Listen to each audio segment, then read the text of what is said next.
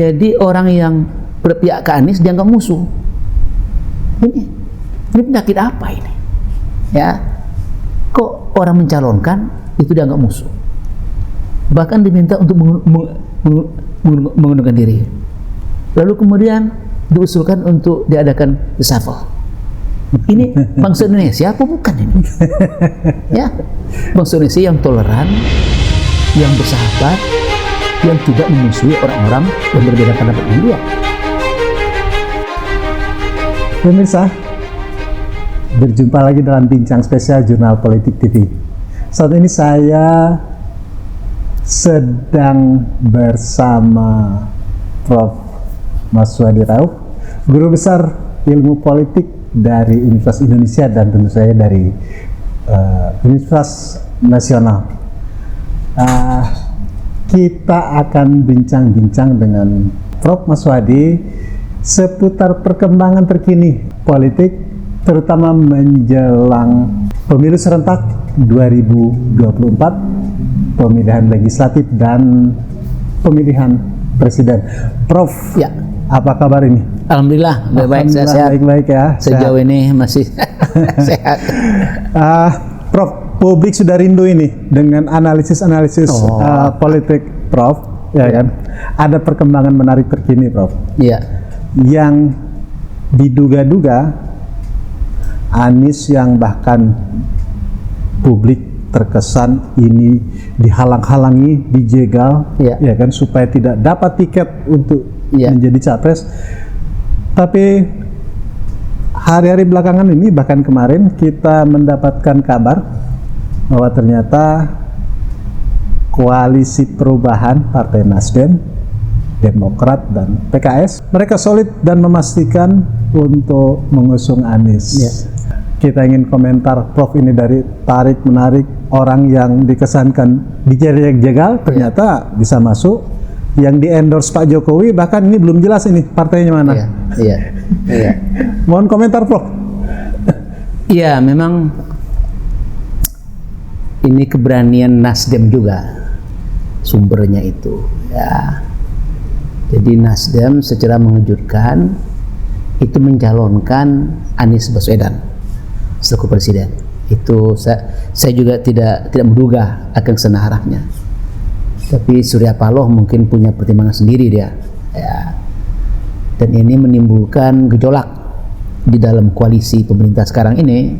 Ya. Sehingga bahkan ada yang mengancam macam-macam gitu kan. Ada yang mengancam untuk reshuffle. Saya pikir kekanak-kanakan itu. Ya. Tapi juga kita dengar banyak isu ini semakin kuat Anies dicalonkan, semakin kuat penentangan terhadap Anies itu. Kalau saya melihatnya, kesan saya ya Pak, ini bahkan dari elit politik yang sekarang memerintah. Ini agak aneh ini. Ya kayaknya memang seperti PDIP gitu. Ya. Jadi orang yang berpihak ke Anies dianggap musuh. Ini penyakit apa ini? Ya. Kok orang mencalonkan itu dianggap musuh? Bahkan diminta untuk mengundurkan diri. Lalu kemudian diusulkan untuk diadakan reshuffle. Ini bangsa Indonesia apa bukan ini? Ya, bangsa Indonesia yang toleran, yang bersahabat, yang tidak memusuhi orang-orang yang berbeda pendapat dengan dia. Ini saya lihat nih sikap sebagian orang kita terhadap Pak Anies. Ini saya heran nih Pak. Ya, bisa nggak kita berdemokrasi? Ya. Bahkan ada isu, ya isu ini saya juga nggak tahu benar tidaknya bahwa Surya Paloh dipaksa untuk mencabut kembali. Ini kan konyol ini. Ya, ini orangnya siapa ini? Ya, orang-orang yang meminta itu. Ya, ini siapa? Ya, kok terjadi itu di Indonesia? Ini saya memang rumorsnya pihak istana nih, Prof. Itu lebih parah lagi Pak, kalau benar itu. Dan istana diam aja itu Pak. Padahal itu tuduhan yang paling buruk yang bisa dilakukan. kok ada, saya nggak tahu Pak ya, kok ada orang lah gitu ya yang memaksakan sebuah partai untuk menarik pencalonan. Ini aneh. Ini betul-betul anti demokrasi. Ya. Dan sudah bukan tidak sehat lagi, sudah anti ya. Itu sudah anti demokrasi. Memang kesan saya Pak ini ya, memang kita ini belum sepenuhnya mendukung demokrasi. Itu saya mengajarkan ini di universitas. Ya, ini sebenarnya demokrasi itu berkembang dengan mengalahkan feodalisme. Hanya bisa berkembang kalau feodalisme itu dikalahkan, disingkirkan dari dunia politik. Ya, sebab feodalisme itu nggak bisa disingkirkan sama sekali Pak. Malaysia itu sangat feodal, tapi tidak dalam dunia politik. Apa? Pembentuk demokrasi model Malaysia itu adalah Inggris. Inggris itu orang yang sangat feodal. Biangnya feodal. Biangnya feodal. Tapi bisa memisahkan dari dunia politik. Itulah artinya Pak, feodalisme tidak ada dalam dunia politik. Itu keberhasilan orang-orang itu. Politik di kita? Di kita masih diwarnai oleh feodalisme yang tinggi. Ini jeleknya ini. Ini sebuah persoalan kita. Ya. Sehingga salah satu ciri feodalisme itu adalah menganggap orang yang berbeda dengan kita itu musuh. Dan musuh itu bukan musuh sembarang, musuh buyutan. Musuh yang harus disingkirkan. Ini jeleknya deh. Ya. Nah, jadi di mana ini demokrasi kita? Ya. Berhidup berdampingan secara damai. Peaceful coexistence. Itu salah satu ciri demokrasi. Bisa nggak Anda bersaing dengan Anies? Coba, ya. Tanpa itu tadi juga ada tuduhan Pak, yang juga santer. Ini peradilan akan digunakan untuk itu. Ini penjahat macam apa itu? Orang seperti itu, ya. Jadi cobalah bersaing. Ya. Nah, tapi ini yang ribut ini pihak penguasa Pak. Ya. Yang lain yang dianggap sebagai calon kuat itu biasa saja. Biasa saja. Ini pihak penguasa ini. Mungkin salah satu yang dikhawatirkan mereka itu adalah kalau penguasa baru ini tidak melanjutkan program kerja mereka.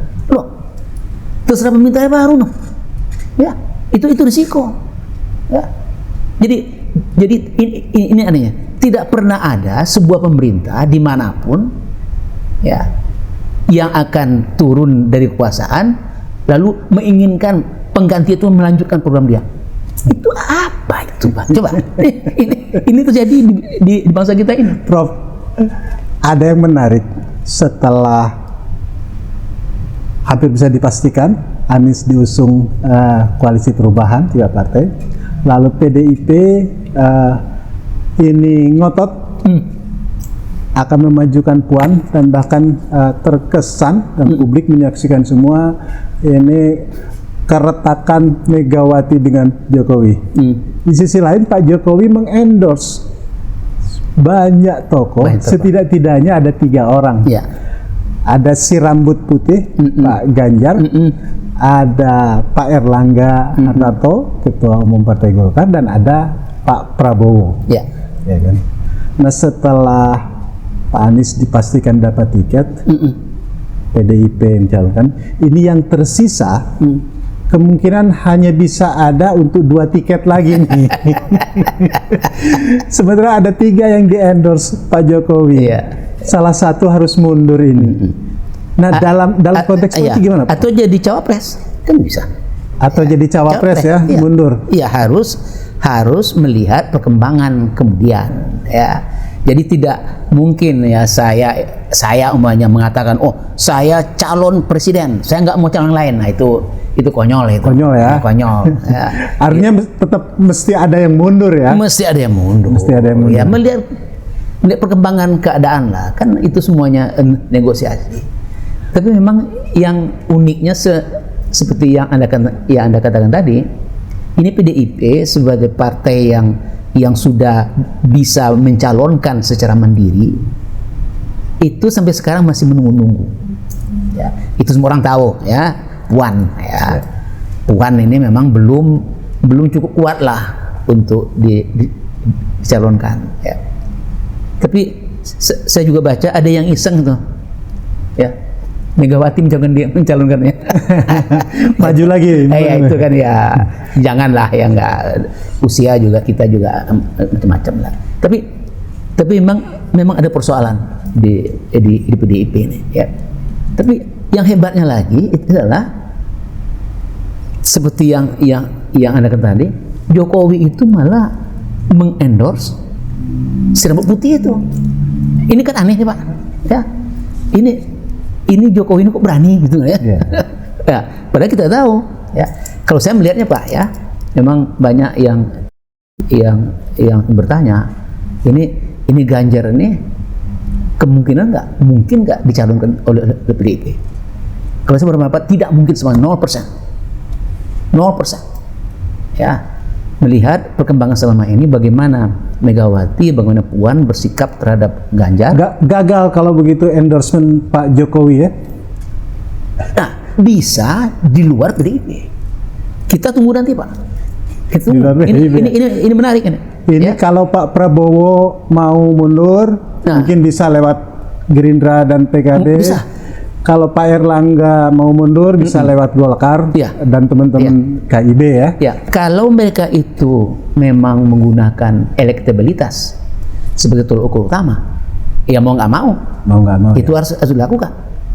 Karena memaksakan calon yang tidak rendah elektabilitasnya itu sia-sia Pak. Kalau Golkar kan ada hasil Munas yang menetapkan ketua umumnya harus maju jadi capres.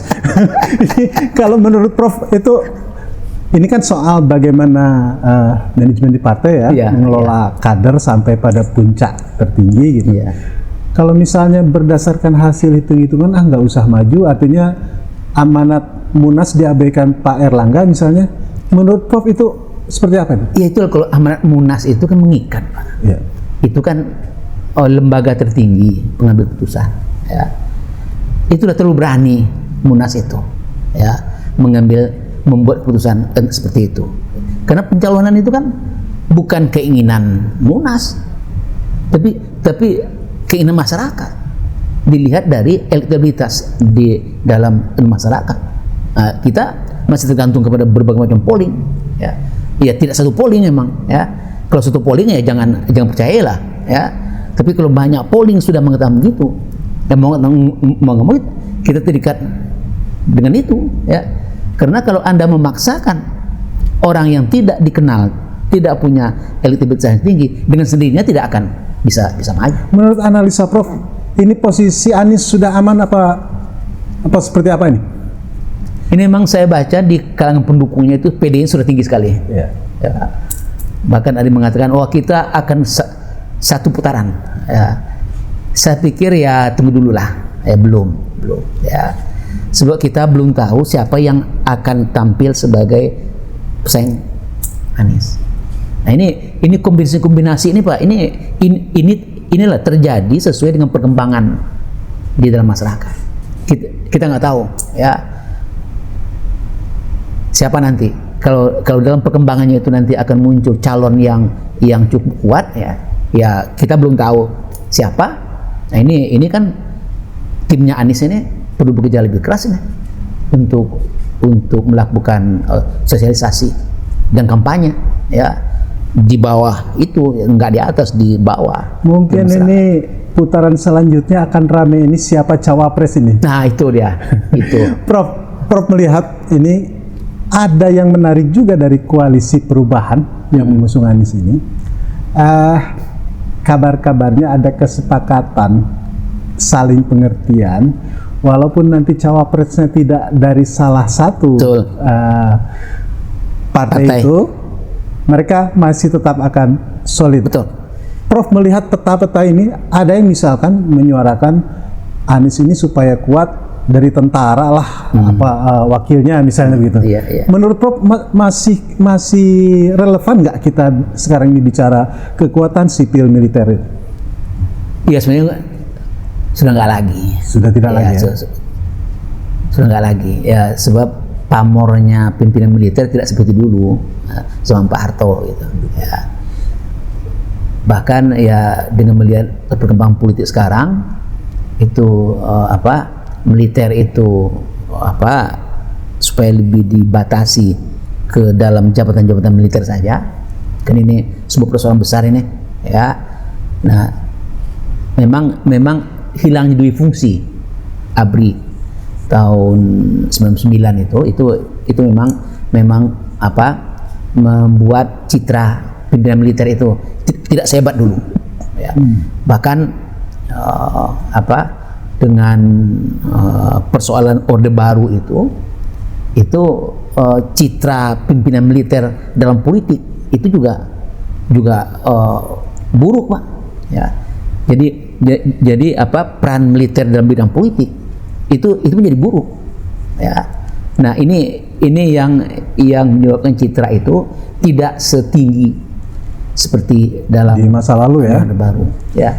Nah, ini mungkin memang ya yang perlu diperhatikan tidak militer sipilnya ya, tapi memang dukungan massa di dalam masyarakat. Ini saya pikir salah satu kategori yang perlu diperhitungkan oleh Anies dan timnya. Tapi satu perkembangan yang juga baru ini, Pak ya, seperti yang Anda katakan tadi, itu sudah dikatakan oleh PKS dan Partai Demokrat bahwa mereka menyerahkan ke Anies siapapun calonnya itu. Bahkan wakil dari PKS itu mengatakan satu hal yang menarik ini perlu dipahami betul oleh partai lain ya. Kami menyerahkan kepada Anies untuk menentukan cawapresnya, tapi itu tentu saja konsultasi dengan kami. Jadi artinya dengan ketiga partai itu kami tetap akan mendukung calon yang diusulkan oleh Anies walaupun bukan calon kami. Wah, itu hebat itu ya. Ini partai lainnya belum berani ngomong gitu, Pak. Jadi Partai Demokrat, Partai PKS, dan saya dengar dari PKS itu di televisi mengatakan begitu. Kami tetap akan mendukung Pak Anies ya, walaupun Pak Anies nanti mengambil cawapres dari bukan kader kami. Hebat ini PKS, Partai Demokrat juga ini sudah bisa mencerminkan kedewasaan politik demokrasi atau karena situasinya aja begitu. Ini persoalannya itu memang harus diakui. Pertama, partai-partai politik kekurangan kader. Itu kondisi partai politik kita ya. Karena itu Partai Demokrat mengambil orang luar sebagai cawapresnya. Ini mengejutkan, tapi itu fakta. Kelemahan partai politik kita tidak melakukan kaderisasi, tapi melihat orang luar itu salah, Pak. Secara teoritis itu salah ya. Kenapa? Karena partai itu harus mengembangkan kader sendiri. Kalau saya melihatnya partai itu harus merupakan universitas bagi warga negara yang masuk partai itu dididik dan menjadi politisi. Nah, ini yang belum jalan. Belum muncul di partai politik ya.